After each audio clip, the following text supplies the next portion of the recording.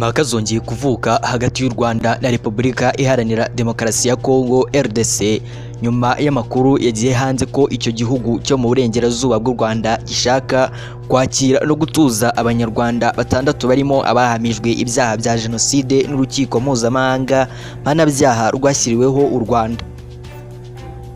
Nubwo RDC yabanje kwigarama iby'inyandiko yagaragazaga ko abo bantu ishaka kubakira ibakuye muri Niger aho bamaze imyaka 3, Minisitiri w'Ububanyi n'Amahanga w'u Rwanda Olivier Nduhungirehe yahise abanyomoza agaragaza ko inyandiko yagaragaye ari ukuri, bityo ko Congo ishaka kwiyegereza abo bantu bahoze mu butegetsi bwagize uruhare muri jenoside yakorewe abatutsi.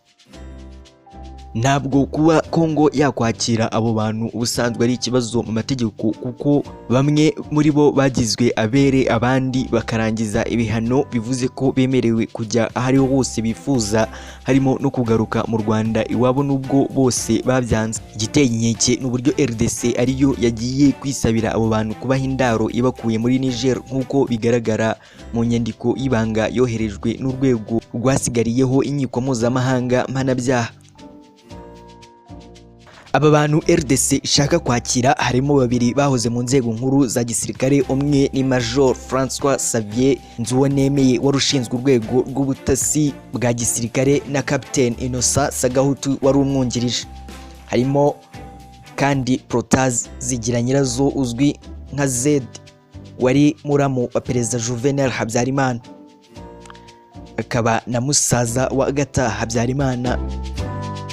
n'umwe mu bari bikomerezwa icyo gihe, akaba mu kazu kavugwaho gutegura kakanashyira mu bikorwa jenoside. Colonel Alphonse Nteziryayo RDC ishaka nawe yayoboye ishami rishinzwe imyitwarire mu gisirikare mbere ya jenoside, Military Police, aba perefe wa Butare, mu gihe Andre Ntagerura na Prosper Mugiraneza bahoze muri guverinoma mu gihe cya jenoside.